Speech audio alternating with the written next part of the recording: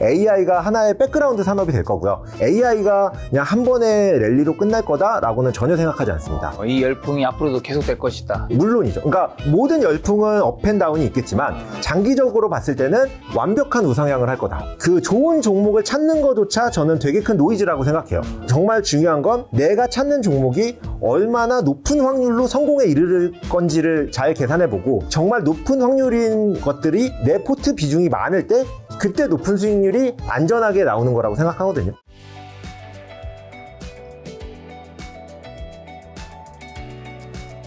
자, DP님과 오늘 이제 주식 투자, 비트코인 좀 여쭤보려고 하는데 그 전에 이제 워밍업으로 투자 전문가이시지만 이제 대표적으로 많은 분들이 알고 있는 이제 채널이 이제 신사임당 채널을 인수했잖아요. 인수하고 굉장히 암흑기를 좀 겪었습니다. 채널이 잘 안 됐어요. 처음부터 이러는 거 싸우자는 거죠? 안 돼서 제가 잘 된 걸 수도 있고. 그렇죠. 감사하세요. 왜 선물이 안 오더라? 잘 되지 않았던 이유랑 근데 제가 이렇게 얘기할 수 있는 건 요즘에 또 다시 또 채널이 살아나고 있더라고요. 다시 살아나고 있는 이유 요거 한번 좀 얘기해 주세요. 우선 제가 그 신사임당 인수하고 나서도 이제 한번 출연을 했었잖아요. 네, 언제 인수했었죠? 제가 지금 이제 인수한 지 한 2년이 넘었어요. 2년이 넘었고. 벌써 시간 빠르다. 그러니까요. 그래서 2년 동안 마음고생을 했고요. 네.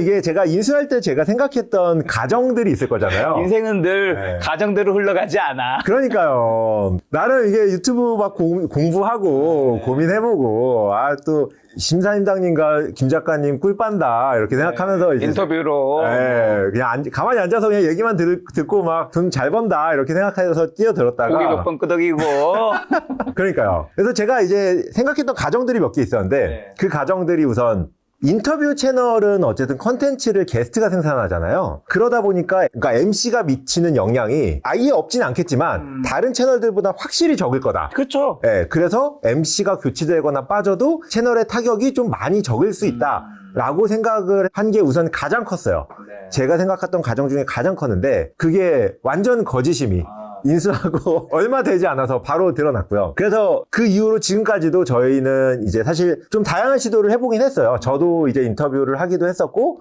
이제 다른 분을 데리고 와서 해보기도 했고 다양하게 인터뷰를 했는데 지금은 이제 MC가 없는 형태로 인터뷰 PD님이 질문하고 게스트 혼자 나오시는 거죠. 맞아요. 그런 형태로 이제 하면서 이제 다시 조금 살아나고 있는 상태고요. 이제 그 중간에도 또 이제 저희가 잘 안 되면서 또 다른 시도를 했었던 거는 사실 이 시도가 제가 인수했던 가장 메인이긴 했어요. 그게 뭐였냐면 현재 경제 채널 자체가 그냥 같은 게스트분들이 이곳저곳 출연하면서 그냥 똑같은 컨텐츠에 돌려막기식의 뭐 그런 느낌이 살짝 있죠. 네, 그런 느낌이 사실 저는 좀 싫었거든요. 그래서 그거를 좀 업그레이드를 해볼 수 있지 않을까? 네. 그 업그레이드라 함은 경제 쪽에 관심 있는 분들의 트래픽이 많이 있는 채널에서 조금 더 고퀄리티의 컨텐츠가 나왔을 때 이걸 되게 환영해 주시지 않을까라는 가정이 있었는데 네. 그 가정도 되게 보기 좋게 실패했습니다. 정확하게 지금 말씀하신 돌려막기라고 표현하셨는데 지금 그 말씀한 거 그대로 하고 있어요. 맞아요. 그래서 그 폐단이라고 생각했던 거를 다시 흡수하니까 다시 살아나고 있어요. 그래서 그러니까 뭐 폐단은 아니지만 어제는 제가 그냥 이렇게 고치면 조금 약간 센세이셔널하게 유튜브에서도 한번 경제 유튜브에서도 해볼 수 있지 않을까라고 생각했던 부분들이 좀 틀렸고요. 그래서 다시 이제 초심으로 돌아와서 이제 인터뷰 정말 전문가분들의 인터뷰를 이제 PD님들이 1인칭 시점으로 찍는 인터뷰를 이제 하기 시작했고 이제 그러면서 다시 알고리즘이 좀 다시 살아나서 요즘에 어쨌든 조회수 잘 나오고 있죠. 네, 사실 지금 조회수는 제가 인수했을 때 조회수보다도 조금 높아요. 그러니까 일별 조회수로 치자면 네, 제가 인수했을 때 조회수가 뭐 15만에서 20만 이 정도 사이일 때 인수를 했었는데 지금은 이제 30만 많으면 50만까지도 올라가고 하다 보니까 인수했을 때 조회수보다는 조금 더 많이 올라왔고 근데 하지만 이제 그동안 다른 경제 채널들도 많이 컸잖아요. 그래서 이제 뭐 순위나 이런 측면에서는 좀 많이 내려갔지만 그래도 약간 한시름 놓은 상태에서 이제 다른 시도를 해보려고 준비하고 있습니다. 저는 그때 이제 느꼈던 거 한 가지는 네네. 이제 저랑 DP님이랑 그다음에 또 다른 유튜버 부율라님이 네네. 좀 친분이 있잖아요. 그죠. 그래서 그때 이제 DP님이 어쨌든 채널을 원래 100만 넘는 채널을 운영해 본 사람이 아니기 때문에 신사임당 채널을 운영했을 때 저희가 몇 가지 조언을 드렸어요. 근데 그 조언들을 진짜 무참히 아니다. 김 작가 형 부율라면 그거 아니야. 우리는 이렇게 할까 방금 말하는 그런 걸 했었는데 그때 느꼈던 게 이제 나중에 결과를 보면서 네. 아 이게 시장에서 어쨌든 먼저 경험한 전문가의 이야기를 듣지 않는 거는 정말 그러니까 다른 분야에서 너무 잘하시는 분이지만 굉장히 그게 위험할 수 있구나라는 거를 저는 이제 처음에 뭔가 새로운 콘텐츠 한다길래 반신반의하면서도 근데 그거를 하면 좀 뭔가 여러 가지 측면에서 안 될 수 있다고 이제 코멘트를 했었거든요. 맞아요. 제가 적극적으로 반대했죠. 네, 제가 적극 반대하셨죠. 네, 근데 적극적으로 하셨잖아요. 전 제가 맞는 줄 알았어요. 네. 그래서 제가 그래도 이제 뭐 투자나 이런 거 하면서 실패도 당연히 있었지만 어쨌든 제가 되게 중요한 결정들은 맞았거든요. 맞아요. 되게 큰 의사결정들은 항상 맞아왔기 때문에 작은 건 실패했지만 이거는 되게 큰 의사결정이었고 약간 큰 의사결정이 맞아왔다라는 그 관성 때문에 이번에도 당연히 맞을 거라고 생각했는데 이게 경험이 없고 전문성이 떨어지는 영역에 있어서의 저의 관점은 좀 전문가의 조언이 더 중요하지 않았었을까. 김 작가님 얘기를 들었다면 한 1년은 더 앞당길 수 있지 않았었을까 이런 생각은 하고 있습니다. 자, 그러면 이제 원래는 DP님은 투자자, 그리고 이제 사업 쪽도 좀 하고 계시고, 이제 유튜버로도 DP라는 채널도 있고, 이제 신산내 채널 운영하시는 분이니까, 활동이 보니까 좀 다 약간 영역이 다 다르잖아요. 맞아요. 뭐가 다르고, 각각의 일을 할 때 좀 필요한 역량은 뭔 것 같아요? 저도 이제 각각을 하다 보니까 제 주변에도 투자를 하시는 분들도 있고, 유튜브를 하시는 분들도 있고, 사업을 하시는 분들도 있단 말이에요. 그렇죠. 그래서 이제 그분들 만나보면 이제 표정이 좀 많이 달라요. 표정. 네, 표정이 아예 달라요. 투자자, 유튜버, 사업가 순으로 표정이 안 좋아지기 시작해요. 유튜버 제일 안 좋아요? 아니요, 투자자가 제일 표정이 좋고요. 그 다음 유튜버가 표정이 좋고요. 그 다음에 한참 밑에 사업가예요. 사업가들에게는 약간 그 어둠의 기운이 몰려오고 있다면 투자자 유튜버들에게는 밝은 기운이 몰려와요. 왜 그렇죠? 그러니까 아무래도 우선 저는 이제 다 성공하신 분들을 중심으로 만나기 때문에 성공한 사람들을 기준으로 봤을 때 일정 수준 성공하고 난 이후에 사업가분들이 받는 스트레스는 여전히 지속되지만 투자자와 유튜버 분들은 좀 스트레스가 낮은 상태에서 거기보다는. 업무를 하는 경우가 많은 것 같아요. 성공한 이후에는. 그러다 보니까 이제 성공한 사람들의 얼굴을 봤을 때 좀 많이 차이 나요. 그리고 근데 사실 돈이야 뭐 다 너무 잘 버시니까 이게 돈의 관점보다는 이제 표정에서 많이 차이 나고 역량은 사실 저는 오히려 반대라고 생각해요. 반대. 네, 오히려 저는 투자자에게 필요한 역량이 가장 적고 유튜버는 사업이지만 약간 큰 사업보다는 좀 개인 사업에 가깝잖아요. 그렇죠. 그러다 보니까 인간관계나 여러 다른 변수들이 제외된 사업이고 사업가분들은 그게 포함된 사업이다 보니까 필요한 역량은 반대의 순위인 것 같아요. 그게 많이 있다 보니까 그만큼 표정이 힘들겠죠. 맞아요. 그래서 사실 이렇게 만나면서 느꼈던 점은 우선 첫 번째로 투자하길 잘했다.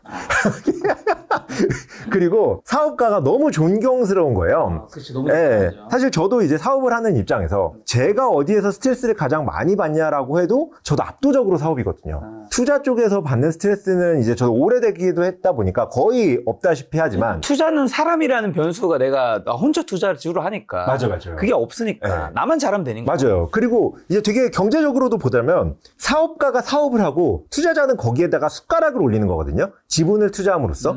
그렇기 때문에 투자자가 해야 되는 건 숟가락을 올리고 빼는 이 의사결정만 하면 되는 거지만 사업가는 무슨 사업을 한다부터 시작해서 그 액션을 다 해야 돼. 이 모든 걸 다 해야 되잖아요. 유튜버는 이걸 혼자 하면 되지만 사업가는 이거를 정말 많은 직원분들과 함께 해야 되기 때문에 이제 이 부분에 있어서 필요한 역량이 엄청 많아지면서 이제 스트레스도 많아지고 이제 그만큼 사회에 기여하는 부분들도 이만큼 많아진다고 생각해요. 그래서 사실 저도 그 사업 쪽에서 스트레스를 많이 받지만 이제 뭔가 조금 더 보람 있는 부분들은 사업 쪽에 더 가까워지고 있고요. 앞으로도 그럴 것 같긴 해요. 네. 자녀가 나중에 이 세 가지 중에서 뭔가 나중에 직업을 고른다면 네네. 이 셋 중에서 뭘 하길 바래요? 그러니까 꼭 여기에서 골라야 된다면 꼭 여기서 네, 사업만 하지 말아라. 힘들다. 네, 투자와 유튜브는 해도 사업가 되는데 나쁘다가 아니라 힘들다. 너무 어제 또 한번 부모는 자녀가 행복하길 바라니까. 그렇죠. 약간 편하게 행복하길 바라는데 이게 너무 존경스러운 일이고 이분들을 저는 정말 우러러 보지만 약간 좀 평탄한 길을 갔으면 좋겠다라는 생각이 있습니다. 저는 이제 투자자랑 유튜버 사업가 측면에서 저는 하나 얘기하고 싶은 거는 아까 또 DP님이 처음에 이제 고퀄의 영상을 만들려고 했을 때 제가 말했던 이야기 중 하나인데 저 유튜브에서도 사실 이 모든 거에서 제일 중요한 게 결국에는 나한테 뭐 얼마가 남냐잖아요. 아, 맞아요. 그러니까 결국에는 우리가 뭐 이제 장사하신 분이나 아니면 어떤 뭐 다른 거 사업하시는 분들이 매출액 가지고 얘기하시는 분이 많은데 그건 지금 정말 뭐 삼성제 이런 엄청난 회사는 이런 캐파도 되게 중요하겠지만 대부분이 그렇게 크지 않은 회사들은 매출보다 중요한 건 결국에는 비용 빼고 남은 영업이익이나 순이익인 건데 사실은 이제 그렇게 고퀄의 영상을 엄청 해서 많이 보지도 않았지만 그 당시에는 그죠, 지금 많이 맞아요. 보지만 많이 보더라도 비용이 그때 제가 알기로 엄청 많이 나가셨어요. 맞아요. 엄청 많이 나갔어요. 그렇게 많이 나가서 남는 게 없으면 결국에 존속이 안 되는 건데 좀 많은 분들이 유튜브를 하시든 투자를 하시든 사업가를 하시든 결국 매출 빼기 비용에서 영업이익 순이익 나한테 결국 남는 게 있는가? 왜냐면 이게 안 남으면 지속 가능할 수가 없는 거니까. 맞아요. 좀 그런 얘기는 꼭 들으고 싶은데 어때요? 진짜 맞는 말씀이신 것 같아요. 특히 이제 뭐 요새는 사업을 하는 것도 한때 이제 정말 이익을 남기지 않고 사업을 하는 게 또 트렌드기도 했잖아요. 그거는 이제 돈이 엄청 많이 풀려 있을 때 그러니까요. 근데 사실 최근에는 이제 이익이 남는 회사들만 투자를 받을 수 있는 쪽으로 좀 바뀌고도 있거든요. 벤처. 그게 정상이죠. 맞아요. 예. 그러니까 뭐가 나쁘다라고 볼 수는 없지만 사실 이익을 남기면서 가는 게 정석이고 정말 몇몇 플레이어가 이제 좀 이렇게 막 투자하면서 해야 되는데 이제 반대의 경우가 좀 더 많았었던 시장이기도 했었던 것 같아요. 그래서 저도 이제 거기에 휩쓸려서 잘못된 판단을 하고 다시 잘 돌아왔습니다. 많은 분들 명심하셨으면 좋겠고 그리고 네. 투자자, 유튜버, 사업가를 꿈꾸시는 분들이라면 여기 실전에서 경험하신 분의 이야기 잘 참고하셨으면 좋겠고 하지만 또 가장 의미가 있는 거고 네. 가장 또 큰 돈을 버는 거는 사업가인 아, 그렇죠. 것 같기도 해요. 끝판에 가면. 맞아요. 사실 저도 이렇게 존경이라는 말을 쓴다면 그렇죠. 사실 저는 투자자들에게 존경이라는 말을 굳이 쓰지 않거든요. 하지만 그러니까 성공한 투자자들도 존경하기 힘들지만 사실 실패한 사업가분들도 저는 엄청 존경하거든요. 예, 이제 아예 다른 것 같아요. 대단하다. 네, 맞아요. 자, 이제 좀 투자 쪽으로 넘어와서요. AI 지금 뭐 엔비디아 $1200 넣고 뭐 AI 반도체 전 세계 투자 랠리 여전히 지금 계속되고 있는데 이거 투자 심리 언제까지 지속되고 AI 랠리도 뭐 2차 전지나 지난번에 뭐 어떤 것들처럼 다 어느 정도 언제가 되면 끝나는 건가요? 어떻게 보세요? 저는 전혀 그렇게 생각하지 않아요. 그러니까 사실 지금 AI 랠리라고 이런 단어를 표현하는 건 약간 90년대 후반에 인터넷 랠리라고 표현하는 것과 비슷하다고 생각해요. 그러니까 그 당시에는 인터넷이 되게 작은 업종이었고 하나의 업종이었지만 사실 지금은 인터넷 랠리라는 표현은 어느 누구도 쓰지 않잖아요. 인터넷은 사실 저희의 백그라운드로서 모든 산업에 있는 거고 그 안에 되게 다양한 산업들이 포진되어 있는 것처럼 AI는 사실 그냥 인터넷 같은 거라서 지금은 막 시작하는 시점이라서 AI가 하나의 산업처럼 랠리라고 표현이 되지만 지금의 인터넷처럼 몇 년 후, 몇십 년 후에는 AI가 하나의 백그라운드 산업이 될 거고요. 그 안에 되게 다양한 산업이 있을 거예요. 그렇기 때문에 AI가 그냥 한 번의 랠리로 끝날 거다라고는 전혀 생각하지 않습니다. 이 열풍이 앞으로도 계속될 것이다. 물론이죠. 그러니까 모든 열풍은 업앤다운이 있겠지만 장기적으로 봤을 때는 완벽한 우상향을 할 거다. 네. 혹시나 그럼 이 중에서 옥석은 좀 어떻게 가려야 돼요? 그러니까 이게 그런 옥석을 가리는 게 사실 되게 힘든 일이에요. 그러니까요. 그러니까 투자자로서는 사실 이런 랠리들이 되게 다양하게 있었잖아요. 예전에 뭐 자동차도 그렇고 인터넷도 그렇고 하지만 이 초창기 때 보면은 자동차의 초창기 시대에도 상장돼 있던 거의 한 1000개에 가까운 그 상장 자동차 회사 중에서 10년, 20년 후에 살아남은 회사가 딱 3개밖에 없거든요. 이 1000개 중에서 3개를 고르는 건 정말 말도 안 되는 인사이트예요. 인터넷도 마찬가지로 그 당시에 그 상장했던 정말 많은 인터넷 기업들 중에서 대기업이 되거나 살아남은 인터넷 기업은 정말 손에 꼽을 정도고요. 그래서 여기서 옥석을 가리는 일은 정말 어려운 일이에요. 근데 이제 저의 케이스에서 말씀을 드리자면 저는 이런 초창기 산업에 투자를 하는 걸 사실 좀 꺼려하긴 해요. 이 옥석을 가리는 게 정말 힘든 일이고 저같이 개인 투자자들은 하나의 회사가 되게 잘 되길 바라야 되는데 이게 이 정도의 초창기에 그 하나의 회사를 발견하기가 되게 어렵거든요. 그러니까 지금 발견했다는 그 시점이 사실 나중에 봤을 때는 이상한 일일 수 있어요. 예를 들어보자면 예전에는 라이코스나 야후나 이런 검색이 엄청나다고 생각했지만 구글이 나오고 나서 이게 말도 안 된다고 깨닫잖아요. 페이스북이 나오기 전까지는 마이스페이스가 엄청나다고 생각하지만 페이스북이 나오고 나서 이게 아니라고 판단이 바뀌게 되고요. 하지만 구글과 페이스북이 어느 정도 기반을 다진 이후에는 이들이 성장을 하잖아요. 저는 이들이 기반을 다지는 거를 보고 투자하는 게 사실 저의 그 투자 방법이고, 이렇게 한 발짝 좀 늦게 투자를 하더라도 수익률 자체는 사실 나쁘지 않아요. 예, 그래서 지금 AI가 막 광풍이 분다고 여기에서 무조건 잡아야겠다라는 생각보다는 지금 이 AI가 과연 야후인지 구글인지 라이코스인지 네이버인지를 잘 판단해 보시는, 계속 판단해 보다가 아 이거는 네이버나 구글이다라는 판단이 들 때까지는 좀 기다리시는 게 어떨까. 많은 분들이 생각했을 때는 지금 AI 대장하면 엔비디아, 그다음 소프트웨어에서는 MS 뭐 이런 몇 개 기업이라고 생각하는데 그게 나중에 시간 지나면 아닐 수도 있다는 의미예요? 그죠? 저는 그러니까 그게 맞을 수도 있어요. 맞을 수도 있죠. 하지만 저는 아닐 가능성이 항상 이렇게, 그러니까 굳이 50대 50에서 뭐가 더 높냐라고 판단한다면 저는 아닐 가능성에 베팅할 것 같아요.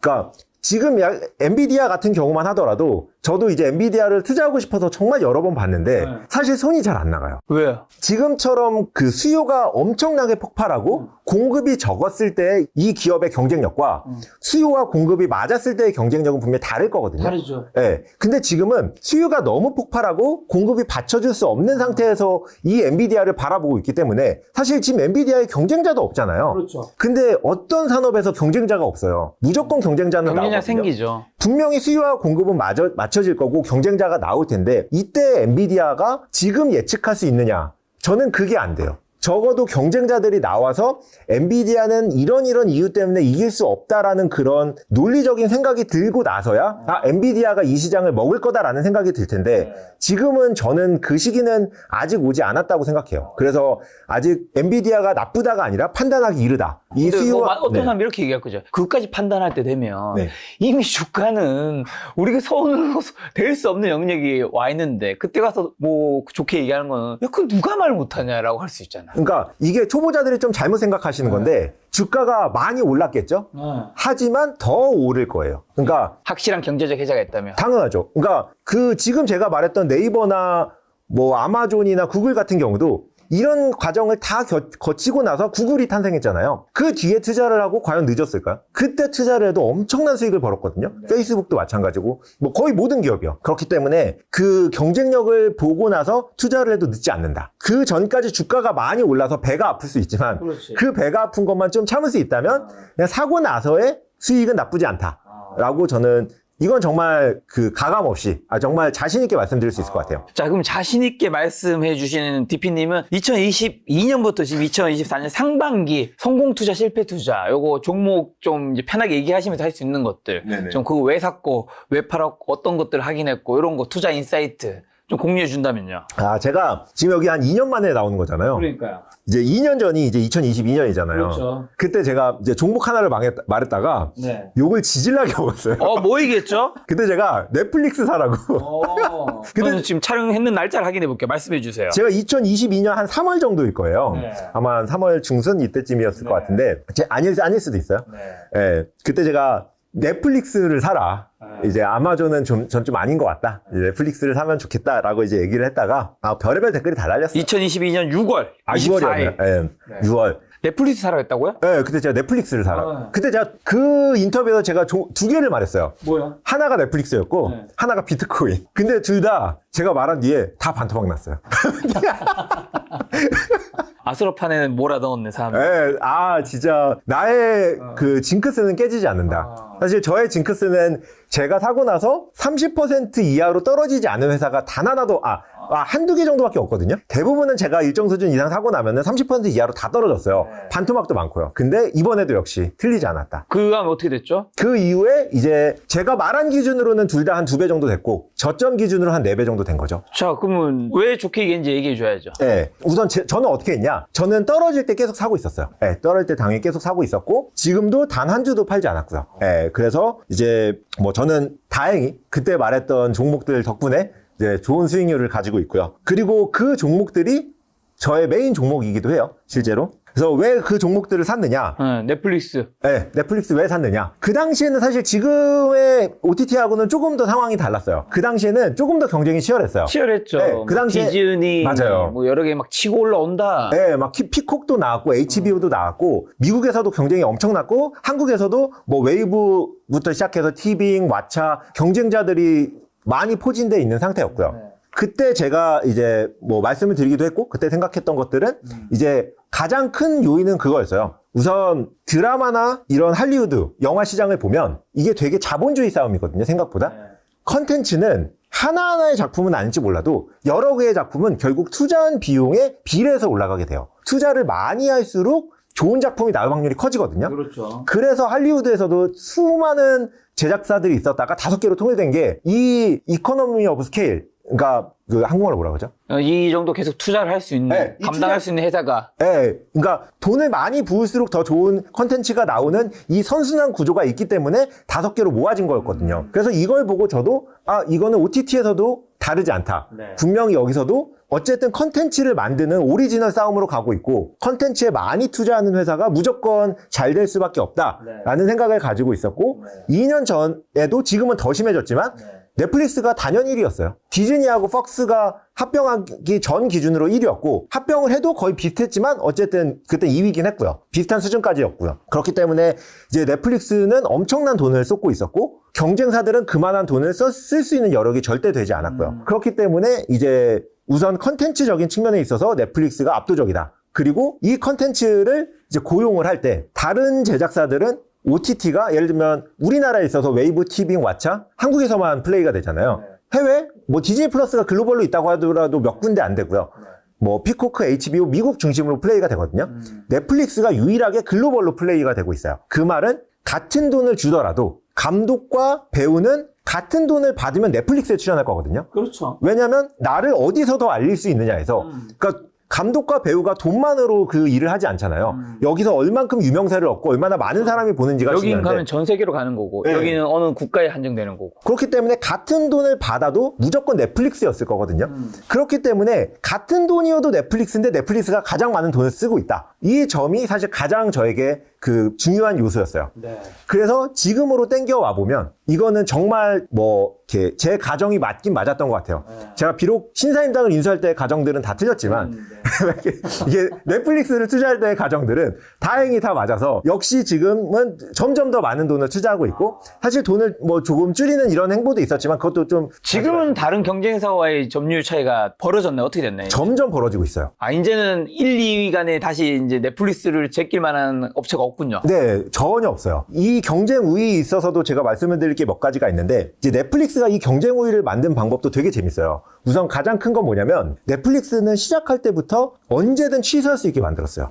이게 되게 트리키한 건데 사실 내가 처음 하는 입장에서는 이거를 취소 못하게 하는 게 유리하다고 생각하잖아요. 그게 너무 당연한 사람의 마인드거든요. 네. 하지만 취소할 수 있게 만듦으로써 어떤 현상이 벌어졌냐면 이 정책을 후발주자도 가져가야 돼요. 그러면 넷플릭스는 엄청난 콘텐츠가 쌓여져 있고 후발주자는 기껏해야 대박이 하나씩 나오거든요. 그러면은 유저들은 어떤 형태로 콘텐츠를 소비하게 되냐면 넷플릭스 하나는 무조건 가게 되고 왜냐면 여기 컨텐츠가 계속 나오니까 다른 것들은 구독했다가 취소했다, 구독했다가 취소했다가. 구독했다가 이 컨텐츠 하나 보고 취소했다가 구독했다가 컨텐츠 하나 보고 취소했다가 이게 반복되는 거예요. 그래서 실제로 다른 OTT들은 이런 취소율이 엄청 높아요. 그리고 또 하나 재밌는 지표가 뭐냐면 해외는 여전히 이제 뭐 토렌트나 다른 사이트들을 통해서 불법으로 보는 게 많이 있잖아요. 우리나라도 많이 있지만 그 불법으로 보는 컨텐츠 순위에 넷플릭스 컨텐츠가 아예 없어요.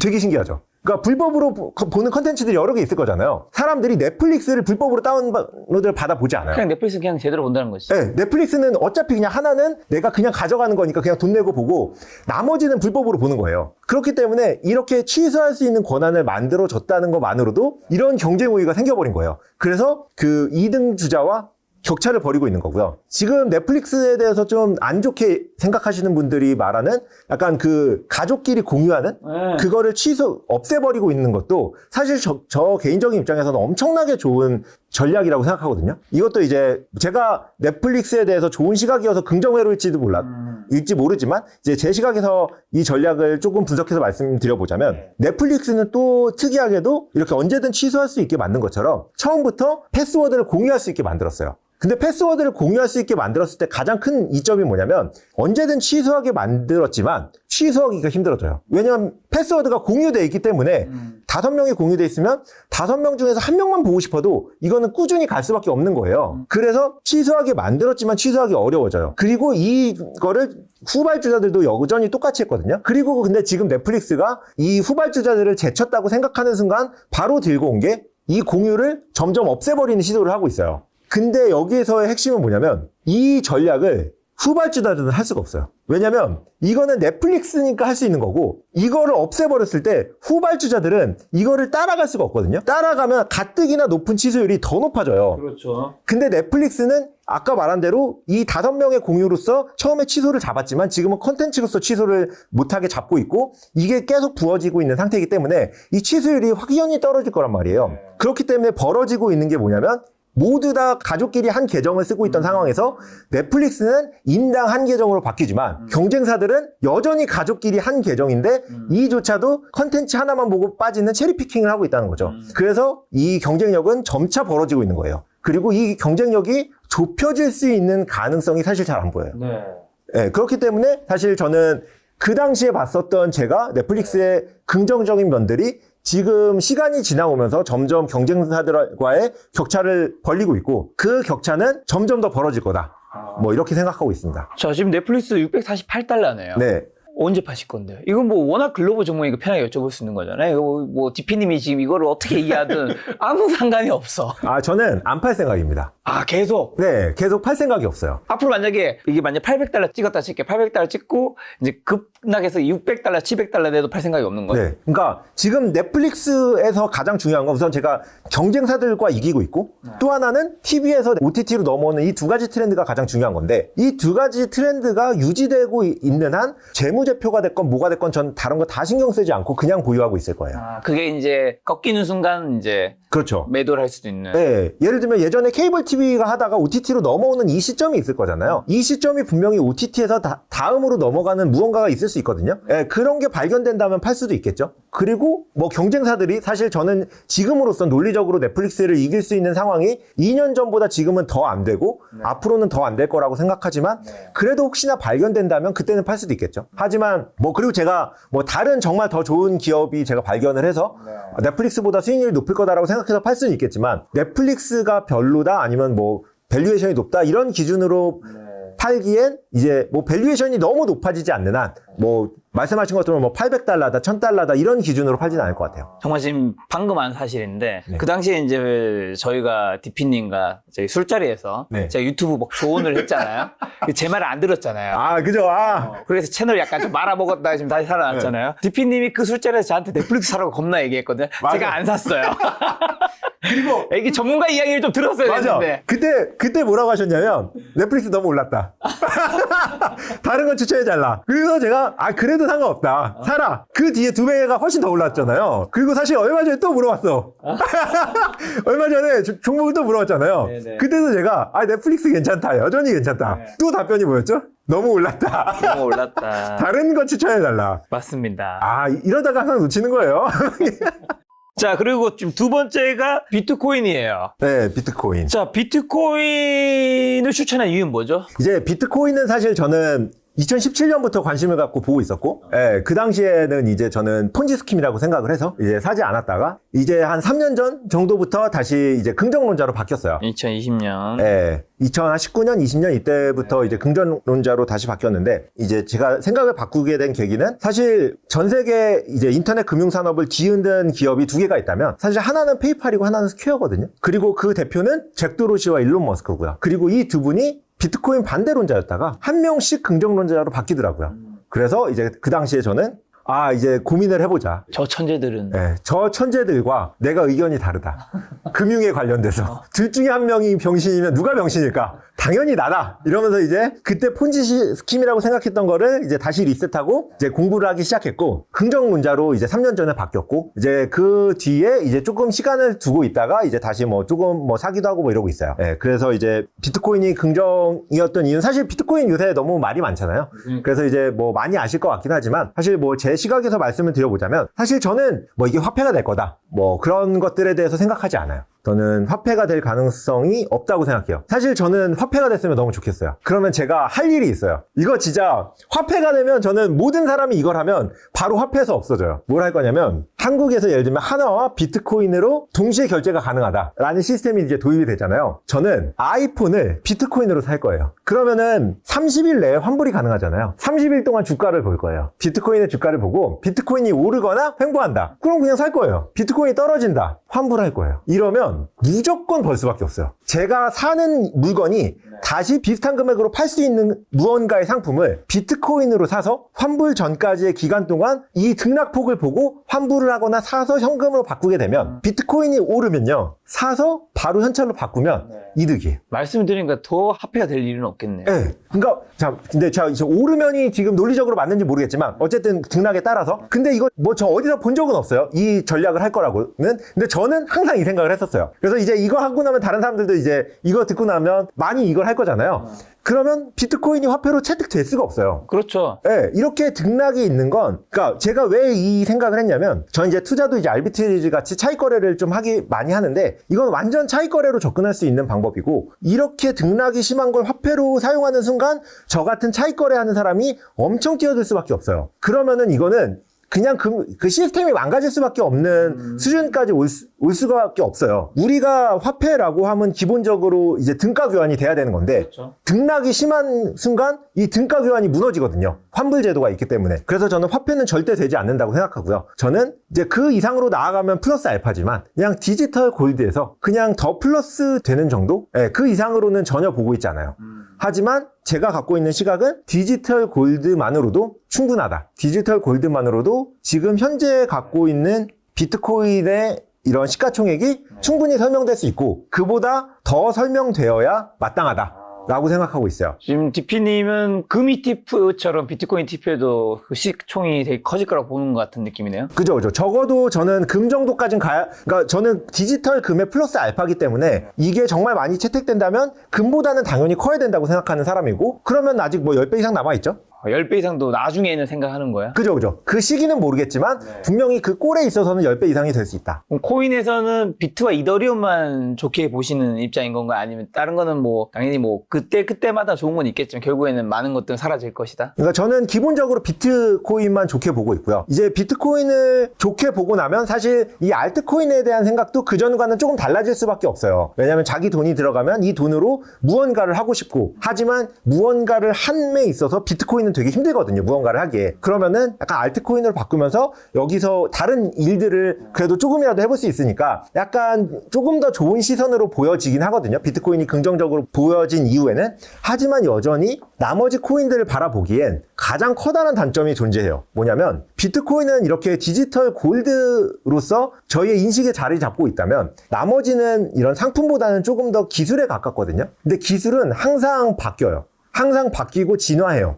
실제로 이더리움보다 훨씬 더 빠르고 훨씬 더 가격이 싼 뭐 솔라나나 되게 많은 애들이 나오고 솔라나가 나오고 나선 더 싼 애들도 나오고요. 근데 이 빠르게 기술이 발전되고 나면 이전 거는 뭐 아직 이더리움이 쳐지진 않았지만 시간이 지날수록 쳐질 수 있는 가능성이 분명히 존재하거든요. 그렇기 때문에 이제 기술로서 바라봤을 때는 제가 이 트렌드를 계속 쫓아다니면서 이걸 봐야 되고 실제로 이 기술이 정말 생산적인지 현실에 얼마나 좋은 영향을 미치고 있는지까지 같이 고민해 봐야 되는데 사실 저는 지금까지도 블록체인이 나온 지 15년이 지났지만 현실에서 뭐가 그렇게 블록체인을 하고 있는지 전혀 모르겠어요. 네, 뭐 하고 있다고들 얘기하지만 적어도 저 정도로 관심 있는 사람도 느끼고 있는 게 단 하나도 없는데 뭐가 있는지는 전혀 모르겠고 그렇기 때문에 이제 비트코인 이외로 넘어가기에는 사실 뭐 허들이 조금 있다. 저는 비트코인만이 가진 경쟁력은 뭐라고 생각하시는 거죠? 비트코인만 가진 경쟁력은 가장 중요한 건 이제 뭐 한마디로 표현하자면 비트코인으로 대박난 사람이 적어요. 네. 이더리움이나 다른 알트코인은 분명히 이걸로 엄청난 대박난 사람들이 되게 많거든요. 그러니까 이게 무슨 얘기냐면 뭐 원자재가 아니라 그냥 모든 투자 자산의 범위로 봤을 때 투자자와 투기자가 함께 섞여 있거든요. 그리고 이런 화폐나 디지털 그러니까 골드 2.5로 그러니까 골드 2.0을 원하던 되게 많은 자산들이 실패했던 가장 큰 이유는 공급이 엄청 많은 것도 있었지만 공급이 많은 것과 플러스로 이게 되게 단기간에 급등함에 있어서 이걸로 엄청나게 대박이 난 일반인들이 너무 많다는 거예요. 그래서 이 출렁임들이 되게 급격하게 나오면서 공급이 같이 오면서 이게 무너질 수 있는 구간들이 분명히 존재했거든요. 근데 비트코인은 너무 다행히도 암호화폐, 뭐 다른 암호화폐도 어느 정도는 일반적일 수도 있지만 너무 다행히도 이제 출렁임이 되게 많았어요.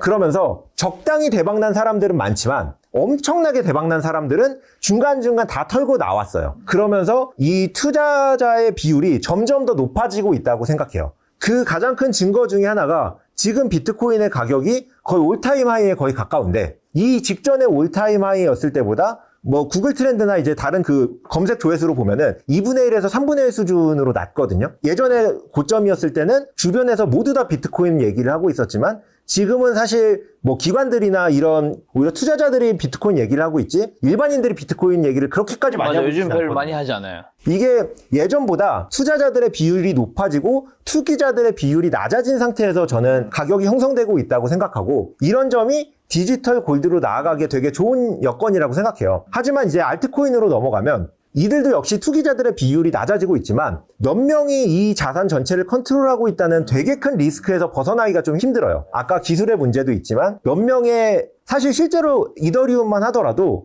몇 사건을 거쳤을 때 과거로 백한 적도 있었거든요. 이게 다시 일어나지 않을 거라는 보장은 없어요. 과거로 백한다는 말은 그 사이에 있었던 트랜잭션이 없어진다는 뜻인 건데 내가 어떤 좋은 수익을 내고 어떻게 하더라도 몇 명의 의사결정으로 이 전체가 무너질 수 있는 상품이라는 거 자체가 사실 디지털 골드를 꿈꾸기에는 조금 힘들 수 있는 기반이 아닌가. 이거는 조금 더 기술적인 측면을 더 바라봐야 되는 상품이 되는 거고 그러기에는 아까 말했던 이 기술의 진화를 바라봐야 되는 또 다른 형태가 보이지 않을까 싶어서 저는 비트코인과 나머지는 좀 다른 관점으로 보고 있습니다. 자, 그러면 디피님은 혹시 지금 어차피 넷플릭스 빼고는 다 모르니까요. 비트코인 빼고는 주식으로는 뭐 국내 해외 다 합쳐서 몇 종목 정도 보유하고 계시고 한 종목 살 때면 다 다르겠지만 보통은 어느 정도를 사나요? 저는 지금은 사실 제가 투자를 그렇게 열심히 하고 있지 않아요. 요즘에 해외여행 다니다 바쁘시더라고요. 늘 무슨 해외 어디 가 있고. 아니 사업도 하고 제가 봤을 때는 파이어족이 된 것 같은 느낌입니다.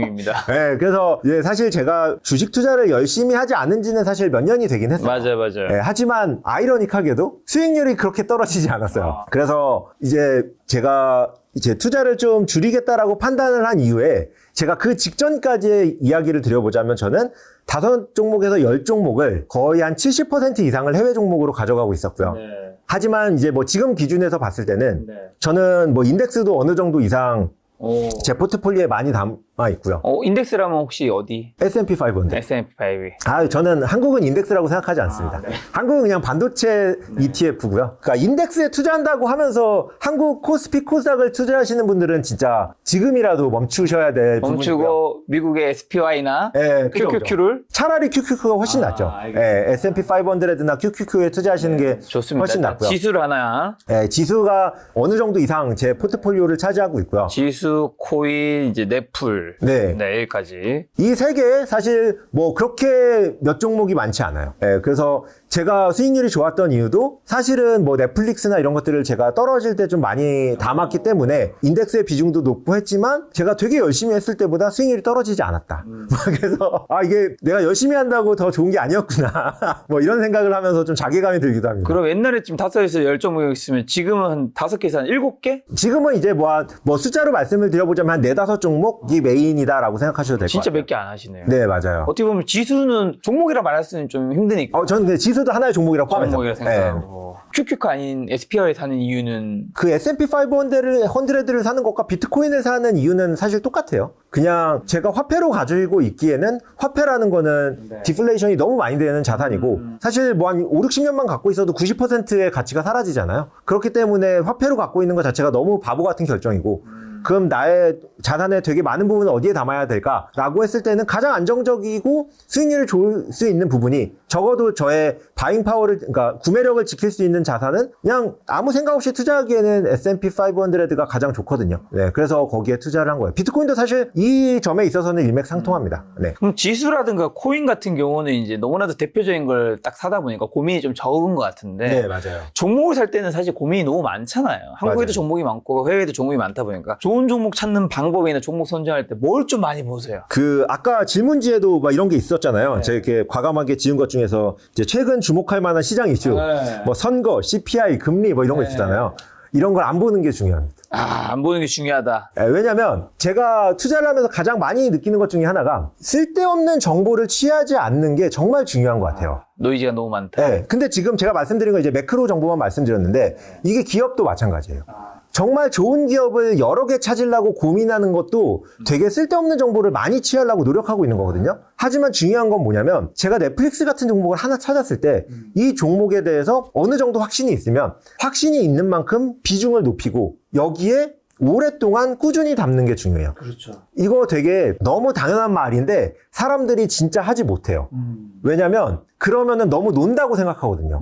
사실 제가 2년 반 전에 나왔을 때 넷플릭스를 말한 것과 지금 말한 것들은 거의 차이가 없거든요. 같은 팀으로 2년 동안 계속 투자하고 있는 거예요. 업데이트조차 저는 분기 보고서도 거의 보지 않거든요, 그동안. 그냥 뭐 연간 보고서 정도만 보면서 그냥 내 팀이 맞았네 정도만 체크하면서 넘어가는 수준이에요. 근데 중요한 건 이렇게 해서 오래 들고 가잖아요. 비중이 높은 상태에서. 한 5%씩 20개 투자해서 열심히 한 것보다 수익률이 좋을 수밖에 없어요. 집중 투자했으니까. 네, 집중 투자를 했으니까. 그러니까 그 회사를 보실 때 중요한 게 이 회사가 잘 될 때 얼마나 잘 될 거냐, 이 회사가 얼마나 가슴 뛰게 하냐, 이것도 중요하지만 제가 생각했을 때 더 중요한 건 이 회사가 잘 될 확률이 얼마나 높냐. 왜냐면 잘 될 확률이 낮다면 내가 너무 무서워서 포트의 비중을 낮게 가져갈 수밖에 없거든요. 그럼 의미 없는 수익이 되겠죠. 네, 이게 200% 나도 5%에 200% 나봤자 10%거든요. 하지만 내가 정말 이 잘 될 확률이 높은 거에만 베팅한다면 이게 가슴 뛰지 않더라도 예를 들면 이 회사는 1년에 20-30%밖에 성장 안 하더라도 이거를 예를 들면 그 잘 될 확률이 무조건 100%라서 100%를 가져갔다면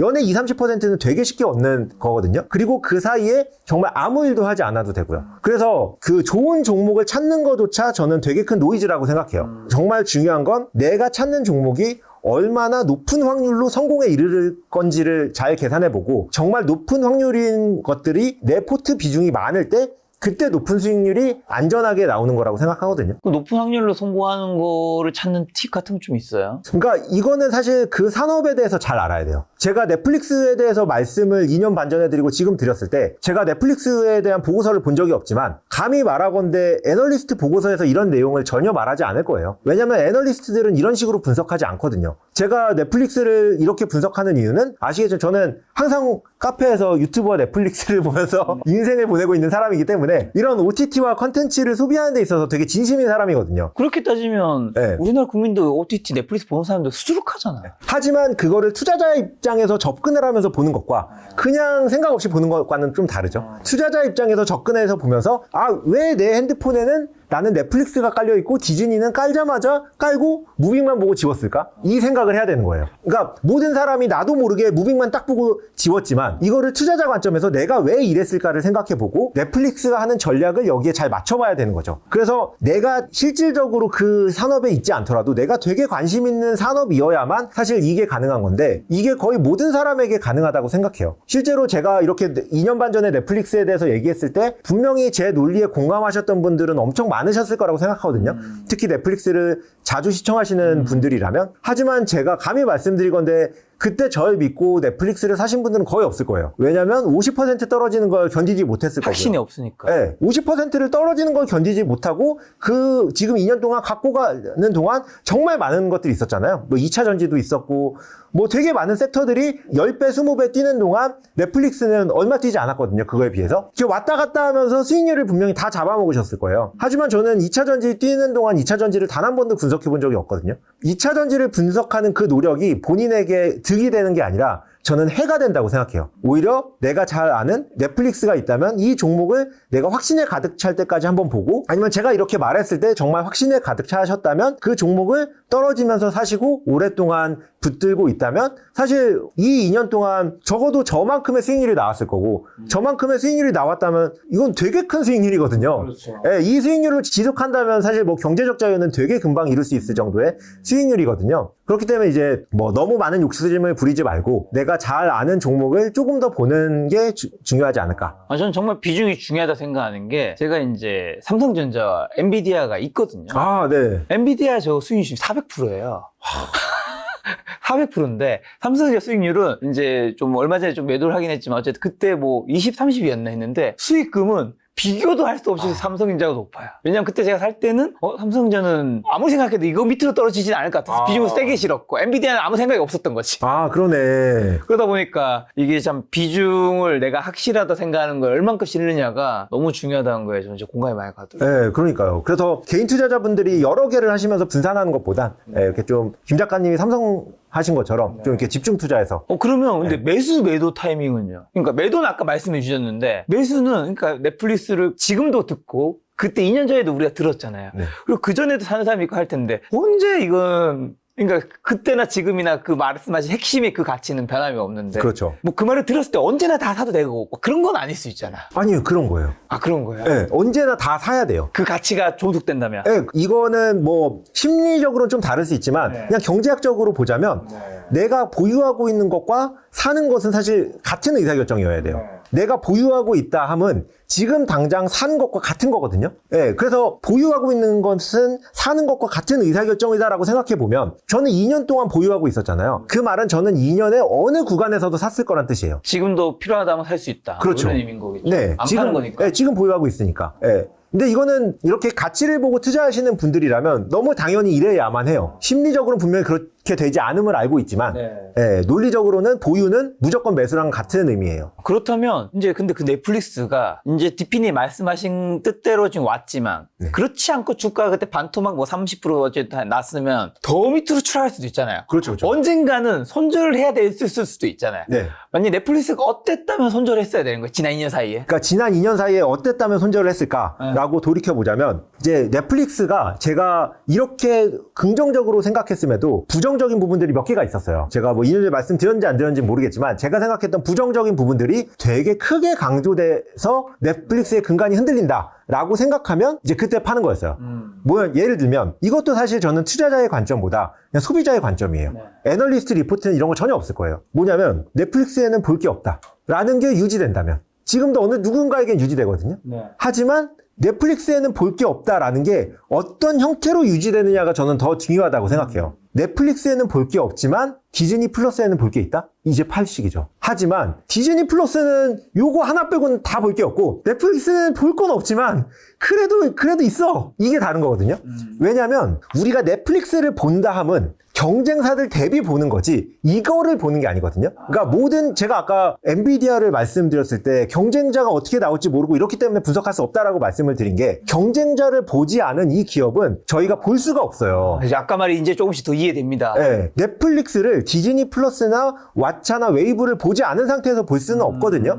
분명히 저희가 지금도 누군가에게는 넷플릭스 볼 게 없어 라고 말하지만 그럼 너 디즈니 플러스나 티빙에 볼 거 있어? 라고 한다면 그것보단 낫지라고 모두 다 대답하거든요. 그렇죠. 그게 유지돼야 돼요. 이게 떨어지는 순간 이거는 정말 팔식이에요. 하지만 이거는 정말 사람마다 다를 거고 하기 때문에 내가 정말 넷플릭스에 빠져 있어야 돼. 내가 정말 넷플릭스를 많이 보고 더 AC 올라오자마자 보고 막 이런 사람이어야만 이제 이게 가능한 범위라고 생각해요. 근데 사실 이게 소비자가 아니라 투자자의 관점에서 접근하면 아예 다르게 갈 수가 있어요. 예를 들면 넷플릭스는 그 사이에 컨텐츠에 대한 투자를 줄인 적도 있었거든요. 근데 그 결정이 제가 말했던 거와 위반되지 않느냐는 숫자만 보는 투자자로서는 알 수 없는 거고 소비자로서만 알 수 있는 거거든요. 그렇기 때문에 이게 되게 많은 투자자는 사실 투자는 소비자의 관점에서 접근하는 게 저는 더 투자가 좋을 수 있다라고 생각하고 있습니다. 뭔가 이제 좀 형처럼 보이네요. 또 유튜브 얘기할 때는 항상 약간 위에서 이제 디피야 그렇게 한 거 아니야. 근데 이거 뭔가 이제 고수의 투자에. 그렇죠. 좀 일어서서 할까요? 제가 지금 말씀 아까 했는 거에서 한 가지 확인을 하면 한국 시장에서는 그러면 좀 뭔가 지수가 아니더라도 종목에 투자할 때도 장기 투자보다는 좀 중장기나 단기 투자가 좀 더 적합한 거겠네요. 아니요. 전혀. 한국 시장도 꼭 그렇지 않나요? 네, 저는 이게 한국 시장이냐 아니냐는 아예 의미가 없다고 생각해요. 이게 어디에 상장됐느냐 그리고 어디 베이스에 있느냐는 그냥 예를 들면 한국 기업이다 라고 하면은 맥스가 정해져 있는 거지 이 성장이 정해져 있지 않거든요.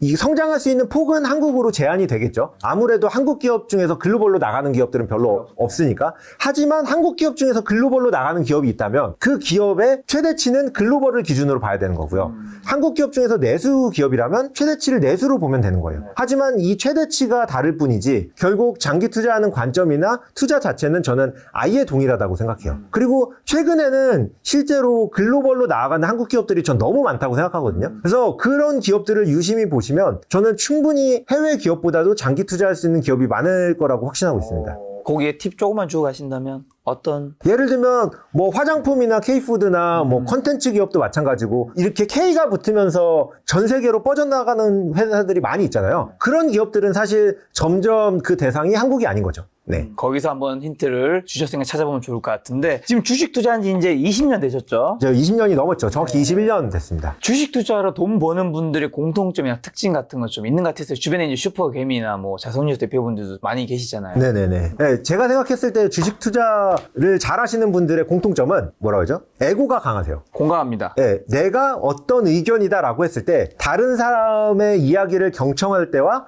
내 의견을 고집할 때 그 선을 잘 지키시는 분이 많은 것 같아요. 그러니까 내 의견만 맞고 다른 사람의 의견에 대해서 귀를 기울이지 않는 분들도 저는 되게 실패하신다고 생각하고요. 내 의견을 굽히지 않아야 할 때 펄렁이는 사람도 되게 실패한다고 생각하거든요. 하지만 잘하는 사람들의 얘기를 들어보면 종목을 선정하거나 되게 그 베이직한 그러니까 기본적인 대화를 나눌 때는 되게 귀가 열려 계시다가 일정 수준 이상 본인의 리서치가 완료된 이후에는 귀를 닫는 모습이 많이 보이거든요. 그래서 사실 대화를 할 때 되게 답답할 때도 많이 있어요. 이거는 진짜 논리적으로 내 말이 맞고 이렇게 설득하고 있는데도 설득이 안 되네? 라는 기분이 들 때도 많이 있거든요. 하지만 그 부분들 때문에 그분들이 투자를 잘 하시는 거라고 생각해요. 고집해야 될 때, 고집 안 해야 될 때를 좀 구분도 해야 되는 게 필요하군요. 예. 그리고 마지막 순간에는 결국 내 고집대로 가야 되는 것 같아요. 마지막엔. 자, 그럼 대부분 사람들이 심사위원 채널도 운영하시고 또 주변 개인 지인분도 만나보고 할 테니까 대부분 사람들이 주식 투자 실패하는 이유는 뭐라 생각하세요? 그러니까 대부분의 사람들이 투자하는 가장 큰 이유 중에 하나는 타이밍을 너무 재요. 그렇죠. 예. 특히 아까도 말씀을 드렸지만 제가 김 작가님한테 넷플릭스를 몇 번을 추천드렸어요. 그만하세요, 저한테. 괴롭히러 나왔어요. 근데 이게 거의 모든 사람이 마찬가지예요. 제가 어떤 회사를 말했을 때 초보 분들과 초보가 아닌 분들을 구분할 수 있는 방법이 뭐가 있냐면 이 그래프가 이렇게 막 떨어진 걸 추천한다. 초보분들 되게 좋아하세요. 그렇지. 이제 좀 싸져 있다. 그리고 떨어졌다가 오래된 거를 추천한다. 초보분들이 좋아하세요. 좋아하지. 이제 올라갈 것 같다. 반등한 걸 추천한다. 초보분들 다 싫어하세요. 하지만 고수분들은 그거를 반등한 걸 오히려 좋아하시는 분들이 많아요. 어느 정도 일정 수준 이상 올라간 걸 오히려 좋은 신호로 받아들이는 분들이 더 많아요. 근데 저는 초보분들 중에서 올라갔을 때 그 올라간 거에 타시는 분들을 그렇게 많이 보지 못했어요. 이게 심리적으로 저도 충분히 이해가거든요. 그렇죠. 예. 하지만 정말 좋은 기업일수록 펀더멘털이 좋고 정말 좋은 기업일수록 떨어졌다가 사는 기회는 거의 벌어지지 않거든요. 올라가는 거를 그냥 잡고 살 때가 더 많이 있거든요. 그렇기 때문에 이렇게 너무 타이밍을 재고 너무 많은 정보를 습득하는 그냥 일반적인 행위 자체가 저는 초보자들이 실패하는 가장 큰 이유라고 생각하고요. 그냥 진짜 본인이 좋아하시는 그런 종목들을 열심히 보고 귀를 닫았을 때 그리고 아무 생각 없이 투자했을 때가 오히려 본인의 시간도 더 아낄 수 있지만 투자 수익률도 훨씬 더 높을 거라고 생각합니다. 지금 심리 얘기해 주셔서 제가 주변에 이제 투자자분들 보면 그 중에서도 DP님이 되게 이제 원래 심리적인 게 늘 안정적인 사람인 건지 뭔지 모르겠지만 투자를 함에 있어서 스트레스를 되게 많이 받지 않는 캐릭터인 것 같아요. 아, 그렇죠. 옛날에도 그랬던 건지 아니면 어떤 과정을 통해서 그렇게 됐는지 그리고 혹시나 DP님은 심리가 무너질 때 그래도 있을 수 있는 거잖아요. 어떤 종목이 뭐 난다거나 하면 그럼 그때 때는 좀 어떻게 대응하시는지 되게 마음 편히 투자하시는 것 같아. 맞아요. 저는 되게 마음 편히 투자를 하고 있고 마음 편히 투자를 하는 가장 큰 이유 중에 하나는 이게 딱 한 번의 경험이 되게 중요한 것 같아요. 딱 한 번의 경험에 있어서 내 생각이 맞았다라는 그 경험이 있으면 그 다음에는 본인의 생각을 좀 더 밀어붙일 수 있을 거거든요. 근데 이거는 저는 운이라고 생각해요. 왜냐면 회사 하나가 잘 되는 건 사실 운의 영역이 엄청 크거든요. 제가 아무리 넷플릭스를 이렇게 말씀드렸지만 저는 넷플릭스를 100% 담지 않는 이유는 저는 회사가 성장할 때는 논리만으로 되지 않는다고 생각해요. 분명히 논리가 많은 부분을 차지하겠지만 일정 수준 이상은 비논리적인 부분으로 회사는 망가질 수 있는 거고 그렇기 때문에 때문에 저는 아무리 적어도 포트폴리오를 3개 이하로는 가져가는 거는 아예 말이 안 된다라고 생각하는 사람이거든요.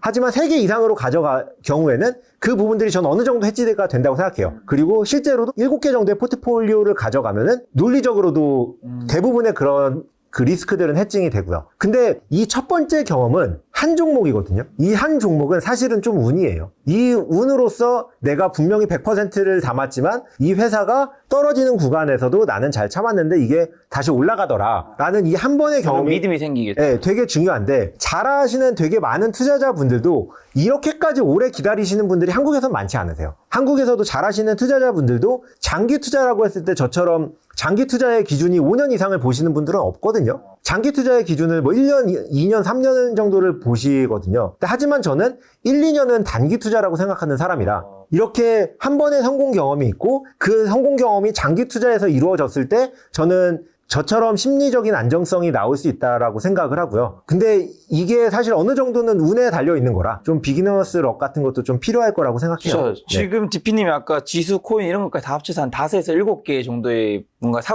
가지고 있는 거잖아요. 네네. 요거는 그럼 최근 1년, 2년 사이에 바뀐 게 없어요? 그러니까 바뀐 게 없진 않아요. 하지만 제가 말씀드렸던 그냥 뭐 지수와 뭐 코인과 넷플릭스 정도는 아예 안 바뀌었고 안 바뀌었고. 네, 나머지는 그래도 뭐 한두 개 정도가 네, 그렇죠. 바뀐 정도. 네, 맞아요. 자, 그러면 DP님 이제 저널 투자자 21년, 그 다음에 신사임당 채널도 운영하시고, DP라는 개인 채널도 운영하셔서 개인분들도 만나보시고, 영상으로도 만나뵐 텐데, 정말 주식 투자 배우면 잘할 수 있다 생각하세요? 초보자들 공부하면 정말 잘할 수 있나요? 어떻게 생각하세요? 정말 수많은 영상과 책들이 나왔잖아요. 지난 몇 년 동안.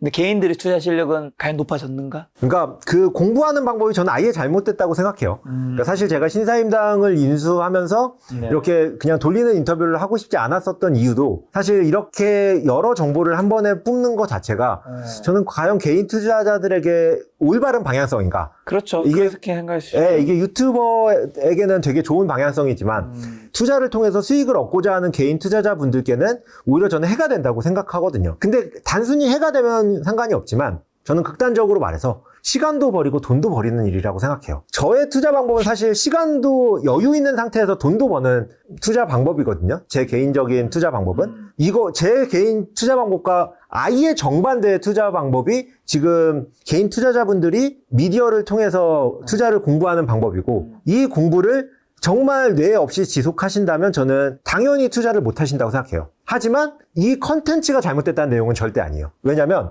여기에서 나오시는 분들의 컨텐츠는 분명히 엄청 좋은 컨텐츠들이거든요. 제가 나쁘다고 생각하는 점은 이 컨텐츠들이 너무 쏟아지고 있다는 게 나쁘다는 거지 맞아. 컨텐츠의 질이 나쁘다는 게 아니에요. 그래서 이 컨텐츠의 쏟아짐을 본인이 잘 판단하셔야 되는데 이 많은 거를 흡수하시는 건 사실 저는 개인 투자자분들께 안 좋다고 생각해요. 맞아요. 저도 굉장히 공감 가는 게, 전 그래서 지금 한 달에 거의 보통 평균 한 90개 정도 올리거든요. 네네네네. 제가 그걸 90개 정도 올리는 거의 기준이 유튜브에서 24시간 내에 알림이 가는 기준이 3개예요. 아. 그러니까 그 이상은 유튜브에서 정책상을 생각했을 때 한 개인이 그 채널을 구독해서 받아보기에 부담스럽다라는 거지. 그러니까 물론 더 많은 영상을 찍어내면, 왜냐면 여기에 들어가는 기본적인 촬영 장비라든가 임대비라든가 이런 것들은 비용은 기하급수적으로 그렇죠, 높아질 그렇죠. 수는 없잖아요. 그죠. 똑같은 걸 또 활용하는 것들이 있으니까. 그죠. 근데 뭔가 여기까지도 이미 많은데, 사실 한 달에 90개도 많은데 이걸 넘어가는 거는 좀 아니지 않나, 시청자한테. 약간 그런 생각이 저는 요즘 좀 가끔 들어요. 맞아요. 그래서 그냥 김 작가랑 신사임당 정도만 보시면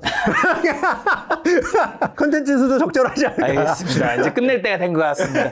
자, 투자가 성공하신 DP님, 투자 원칙 어떤 거 가지고 계시고, 투자에서 가장 중요한 거, 주식 투자에 가장 중요한 거 뭐라고 생각하시나요? 네. 아까도 계속 말씀드렸지만 가슴 뛰는 종목을 찾지 마시고 내가 이것만큼은 내 소비자의 경험으로서 잘 될 거라고 확신하는 걸 찾으셔서 거기에 좀 비중을 높이신다면 저는 지금 하고 계시는 투자 방법보다는 그냥 단순하게 이 방법만 더 적용해도 수익률이 엄청나게 좋아질 거라고 생각합니다. 그리고 가시기 전에 오늘 뭐 직접적인 투자 종목에 대한 건 여쭤본 적이 없는데, 현금 1억 원이 있다면 어디에 좀 어떻게 투자하면 좋은지 조금만 힌트 좀 주고 가신다면요. 사실 저는 제가 말씀드린 거에 3분의 1씩 나눠서 해도 3분의 1 어디죠? 넷플릭스, S&P, 비트코인 네, 이렇게 나눠서 해도 웬만한 전문가들보다 훨씬 더 수익이 좋을 거라고 생각해요. 그러니까 뭐 제가 이렇게 하고 있다는 게 아니고 뭐 말하기 귀찮아서도 아니고 실제로 이렇게 심플하게 접근해도 정말 좋은 것들에 그냥 이렇게 심플하게 접근해도 무조건 좋을 거다라고 생각합니다. 투자를 뭐 꼭 어렵게 해야지 수익이 더 잘 나오는 거는 맞아요. 절대 아니더라고요. 혹시나 저희 시청자분들 개인적으로 마지막 하시고 싶은 말씀 있으신가요? 제가 오랜만에 이게 출연을 했는데 이제 저번에 제가 그 넷플릭스를 추천하고 나서 욕을 엄청 먹었어요. 역시 종목을 투자하는 사람은 믿으면 안 된다. 그래서 이제 뭐 웬만하면 이제 과거에 그래도 언급됐던 종목으로만 말씀을 드리려고 이제 각오하고 나온 거고. 예. 그래서 이제 제가 종목을 추천했다는 생각보다는 이 종목을 말했을 때 제가 어떤 논리를 가지고 얘기했는지, 그리고 그 논리를 2년 동안 정말 지속했는지, 그리고 지속했을 때 어떤 수익이 나올 수 있는지, 이런 것들을 어쨌든 제가 2년 동안 시간 동안 증명을 한 거잖아요. 그런 것들을 중심으로 좀 논리적인 걸 중심으로 봐주셨으면 좋겠습니다. 앞으로 김작가 TV도 계속해서 좀 지속 가능할까요? 아, 물론이죠. 김작가 TV가 지속 가능해야 신사임당도 가능하기 때문에 네, 저희는 무조건 가능할 거라고 생각합니다. 알겠습니다. 여러분, 요즘 신사임당 채널도 새롭게 변화하고 있으니까 많은 분들 신사임당 채널 한번 구독하셔서 시청하시면 여러분의 그 투자에 좀 도움이 되지 않을까 생각해봤습니다. 오늘 만난 손님은 정투자자 DP님이었습니다. 지금까지 소중한 시간 함께 해주셔서 정말 감사합니다. 오늘도 김 작가였습니다. 고생 많으셨습니다. 네, 감사합니다.